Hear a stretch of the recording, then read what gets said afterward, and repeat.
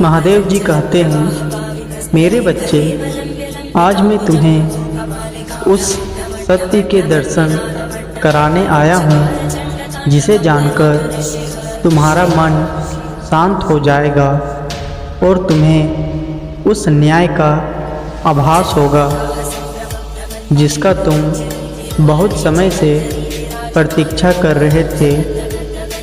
तुम्हारे जीवन में जिस व्यक्ति ने कल तक केवल तबाही और कलह का बीज बोया था, जिसने तुम्हारी दुनिया को अपनी चालों से जलाकर राख कर दिया था, आज मैं तुम्हें दिखाने आया हूँ कि कर्म का चक्र कैसे उस इंसान के दरवाजे पर खड़ा है।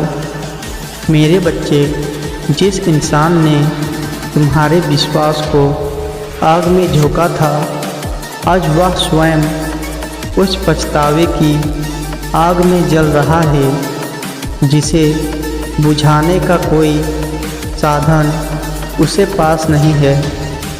कल रात जब वह अकेला था तो उसे बार बार वही दृश्य याद आ रहा था जो उसने तुम्हारे साथ किया था।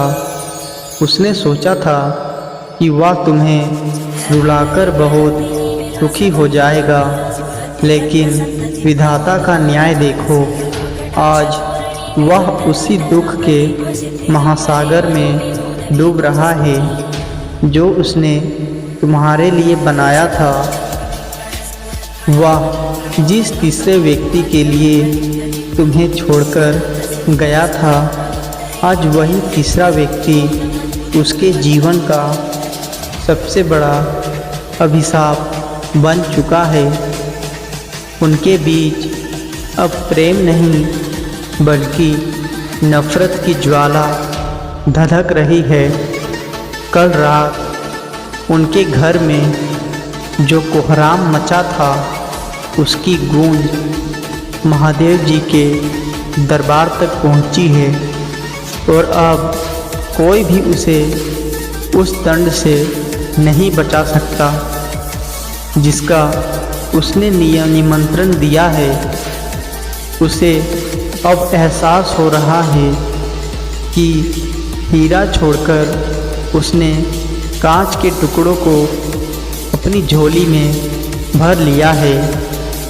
वह अब तड़पता है, वह अब रोता है, वह अब रातों में उठकर तुम्हारे नाम को अपनी जुबां पर लाता है और माफ़ी की भीख मांगता है। पर बच्चे, तुम्हारे आंसू जो तुमने बहाए थे, उनकी कीमत अब वह अपने जीवन से खो चुका है।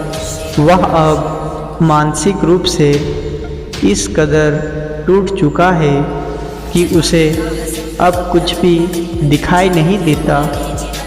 उसे हर दिशा में केवल तुम्हारी परछाई दिखाई देती है जो उसे उसके अपराधों का आईना दिखा रही है। तुम अब बिल्कुल भी उस पर तरस मत खाना, क्योंकि यह महादेव जी का न्याय है जो बिल्कुल सटीक समय पर अपना कार्य कर रहा है। उसने जो आग तुम्हारी दुनिया में लगाई थी, आज उसी आग की लपेटें उसके अपने घर को भस्म कर रही है। उसे अब यह समझ आ रहा है कि जिसे उसने अपना साथी चुना था, वही उसका सबसे बड़ा दुश्मन बनकर खड़ा है। उनके बीच अब हर पल झगड़ा होता है, हर पल एक दूसरे को नीचा दिखाया जाता है और उस कलह के बीच वह व्यक्ति आज भी तुम्हें याद करता है और सोचता है कि काश वह उस दिन ना मुड़ा होता जिस दिन उसने तुम्हें अपने हाथों से दूर किया था। तुम अब अपनी ऊर्जा को मत बिखराओ, तुम अपनी शांति को मत खो, क्योंकि तुम्हारी शांति ही उसके पतन की असली जड़ है।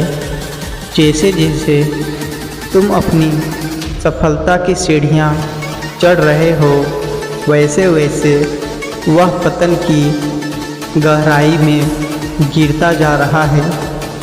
मेरे बच्चे, अब कोई भी शक्ति उसे बचा नहीं पाएगी, क्योंकि जो उसने बोया है वही अब उसे काटना है। वह अब पूरी तरह अकेला हो चुका है। उसके पास ना तो सम्मान बचा है, ना ही भरोसा, क्योंकि जिस तरह से उसने तुम्हें धोखा दिया था, आज वही धोखा उसे हर दिशा से मिल रहा है। महादेव जी की नज़रों में वह अब दोषी है, और जब महादेव जी का दंड देते हैं तो वह दंड इतना कठोर होता है कि मनुष्य को अपनी हर एक गलती का एहसास एक एक पल में देना पड़ता है। तुम अब धैर्य रखो, तुम अब मौन रहो और बस देखो कि कैसे प्रकृति उसके हर किए का हिसाब ले रही है। वह अब हर उस मंदिर में माथा टेक रहा है जहाँ कभी तुम जाते थे, पर उसकी प्रार्थनाओं में छल है, इसलिए उसे कहीं भी शांति नहीं मिल रही है। वह अब हर उस व्यक्ति के पास जाकर तुम्हारी माफ़ी मांगना चाहता है जिसने तुम्हें जानते हुए भी उसे गलत ठहराया था।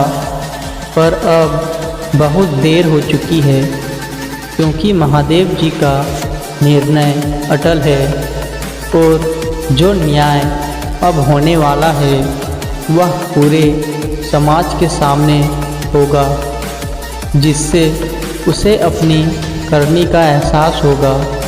तुम बस महादेव जी पर विश्वास बनाए रखो, क्योंकि वही तुम्हारे रक्षक हैं और वही तुम्हारे जीवन को फिर से खुशियों से भरने वाले हैं। आने वाले समय में तुम देखोगे कि वह कैसे तुम्हारे दर पर आकर गिड़गिड़ाएगा, लेकिन तब तक तुम इतने समर्थ हो चुके होगे कि तुम्हें उसकी कोई आवश्यकता नहीं होगी। तुम अब अपने जीवन के सबसे सुनहरे दौर में प्रवेश कर रहे हो, इसलिए उस आग को याद मत करो जो जलकर राख हो चुकी है। तुम अब आने वाले प्रकाश का स्वागत करो, क्योंकि महादेव जी